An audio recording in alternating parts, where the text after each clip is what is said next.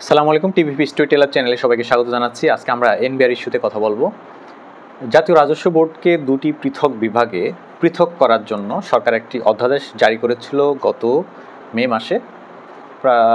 যতটুকু মনে পড়ে যে মে মাসের 13 তারিখে অধ্যাদেশ জারি করে এবং 14 তারিখ থেকে এনবিআরের যারা কর্মচারী রয়েছেন তাদের বৃহৎ একটা অংশ কিন্তু এই অধ্যাদেশের বিরুদ্ধে অবস্থান নেয় এবং তারা আন্দোলন শুরু করে। এবং গত মাসে প্রায় এক সপ্তাহের বেশি সময় ধরে এনবিআরের মধ্যে একটা অচলাবস্থা ছিল, যেখানে এনবিআর সংস্কার ঐক্য পরিষদ নামে একটি স্বতন্ত্র প্ল্যাটফর্মের আওতাধীন হয়ে কর্মচারীরা আন্দোলন পরিচালনা করে। এই এক সপ্তাহেরও বেশি সময় ধরে মে মাসে তারা যে কলম বিরতি কিংবা অবস্থান কর্মসূচি দিয়েছিল, সেটার পরিপ্রেক্ষিতে এক পর্যায়ে গিয়ে সরকারের পক্ষ থেকে তাদেরকে আলোচনার জন্য বসতে আহ্বান জানানো হয় এবং তাদেরকে আশ্বস্ত করা হয় যে এনবিআর একটি স্বতন্ত্র বিভাগ হিসেবে কিংবা একটা স্বতন্ত্র প্রতিষ্ঠান হিসেবে এনবিআর থাকবে, অর্থাৎ জাতীয় রাজস্ব বোর্ডকে পৃথক করে আলাদা দুটি বিভাগ করার বিষয়ে সরকার আবারও আলোচনা করবে, সিদ্ধান্ত নেবে, পরামর্শ করবে অংশীজনদের সাথে।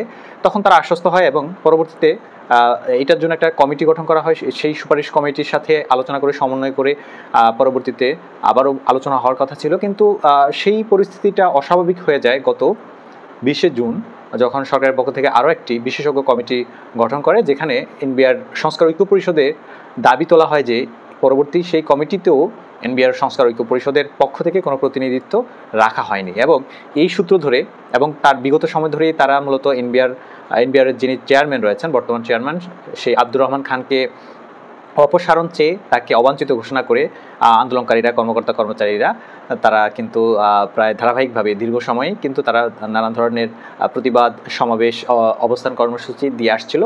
এবং সর্বশেষ আমরা আজ পর্যন্ত, অর্থাৎ গত টানা 4 দিন ধরেই কিন্তু আবারও কলম বিরতি চলে আসছে।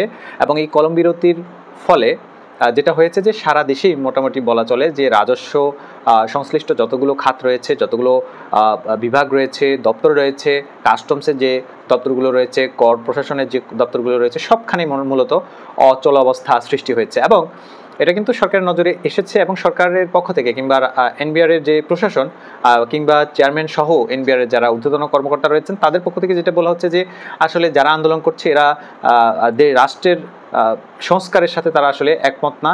তারা মূলত এই রাষ্ট্র সংস্কার কার্যক্রমকে বাধাগ্রস্ত করার জন্য তারা মূলত এই সময় একটা আন্দোলনের ডাক দিয়েছে কিংবা এই অচল অবস্থার সৃষ্টি করেছে।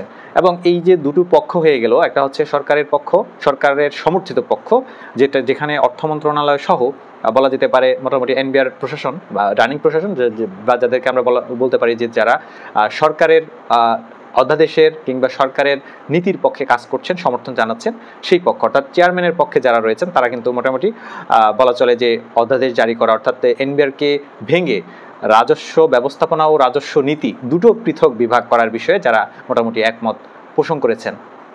এবং এই অচলাবস্থা নিয়ে আপনারা নিশ্চয়ই বাংলাদেশের সাধারণ নাগরিক অনেক খবর শুনছেন, দেখছেন।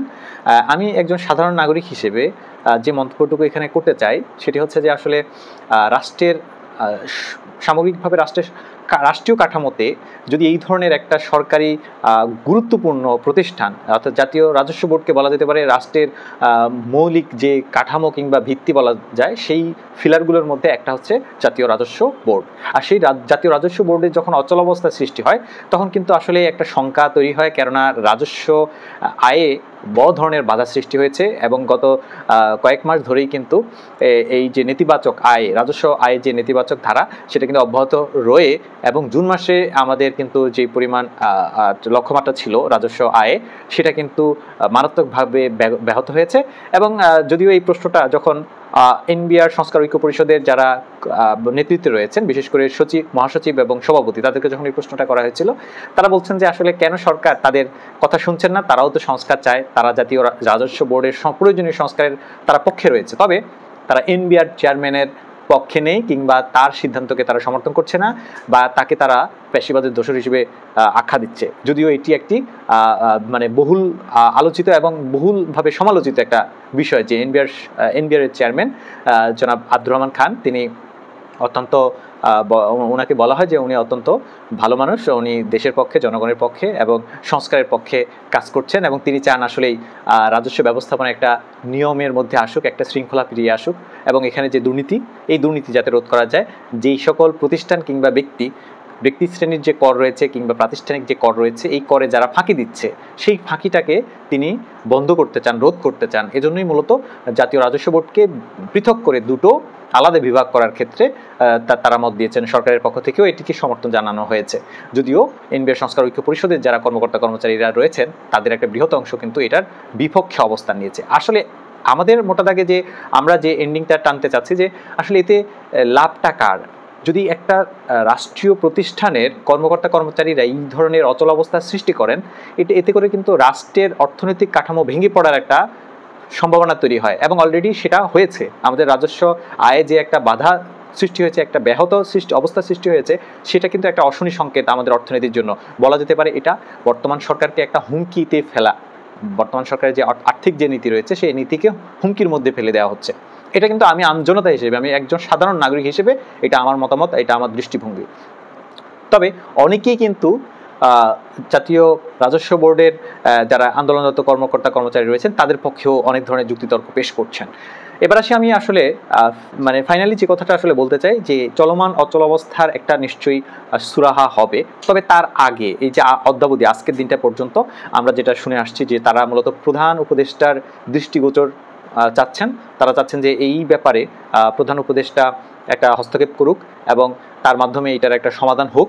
যদিও আজকের দিনটি পর্যন্ত অর্থাৎ আজকে কিন্তু অর্থ উপদেষ্টার সাথে এনবিআর প্রশাসনের 16 জন কর্মকর্তা কিন্তু এই সমস্যার সংকট নিরসনের জন্য আলোচনায় বসেছিলেন এবং আমরা সর্বশেষ যতটুকু জানতে পেরেছি যে তেমন কোনো সুরাহা হয়নি, বরং এনবিআর সংস্কার ঐক্য পরিষদের যারা নেতৃত্বে রয়েছেন তাদের সাথে কিন্তু ভার্চুয়ালি যুক্ত হয়ে সেই 16 কর্মকর্তা তারা কিন্তু আলোচনা করছেন। এখনো পর্যন্ত কি ফলাফল এসেছে আমরা জানি না, কিন্তু আমি আমার অডিয়েন্স যারা আছেন, যারা আমাকে শোনেন, তাদের উদ্দেশ্যে বলতে চাই যে রাষ্ট্রের কিছু কিছু কাঠামো, কিছু কিছু প্রতিষ্ঠান কিংবা কিছু কিছু আমলাতন্ত্রের কিছু কিছু বিষয় আছে এমন জটিল অবস্থা ধারণ করেছে যে তারা তাদের স্বার্থে দেশের বৃহৎ স্বার্থকে যে কোনো সময় বৃদ্ধাঙ্গুলি দেখিয়ে দিতে পারে, যেমনটার নজির আমরা দেখতে পেয়েছি এনবিআর সংস্কার ঐক্য পরিষদের ব্যানারে যে আন্দোলন সংগ্রাম হচ্ছে, যে কর্মবিরতিতে চলছে। এই কর্মবিরতির ফলে সারা দেশের আমদানি রপ্তানি থেকে শুরু করে রাজস্ব ব্যবস্থাপনা থেকে শুরু করে কাস্টমস, ভ্যাট, ট্যাক্স সর্বত্র একটা স্থবিরতা সৃষ্টি হয়েছে। কিন্তু কেন?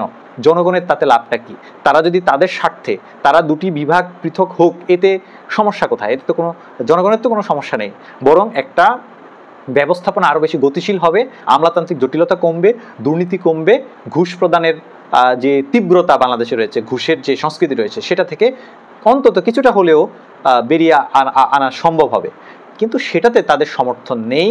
এটা জনগণ হয়তোবা সুস্পষ্টভাবে, অত স্পষ্টভাবে কিছুই নিয়ে বলতে পারছে না, ভাবতে পারছে না, এটা নিয়ে সমালোচনা হচ্ছে না, কিংবা রাজনৈতিক দলগুলো কিন্তু খুব একটা সমালোচনা করছেন না, এটা নিয়ে তাদেরও খুব একটা মাথা ব্যথা আগ্রহ নাই। অথচ এটা কিন্তু রাষ্ট্রের অর্থনীতির জন্য, আমাদের দেশের অর্থনীতির জন্য এই ইস্যুটা কিন্তু খুবই খুবই গুরুত্বপূর্ণ।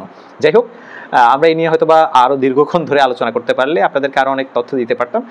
যেমনটা আমরা শুনে আসছি যে এনবিআর প্রশাসনের পক্ষ থেকে বলা হচ্ছে যে যারা আসলে এই আন্দোলনে অর্থাৎ কর্মবিরতিতে সম্পৃক্ত রয়েছেন তাদের ব্যাকআপে বাংলাদেশের একটা ব্যবসায়ী গোষ্ঠীর একটা বড় অংশের হাত রয়েছে, ব্যাকআপ রয়েছে, যার ফলে তাদের স্বার্থেই মূলত এই ধরনের কর্মকাণ্ডগুলো পরিচালিত হচ্ছে বলে তারা অভিযোগ করেছেন কিংবা তারা এই প্রশ্নটি তুলেছেন।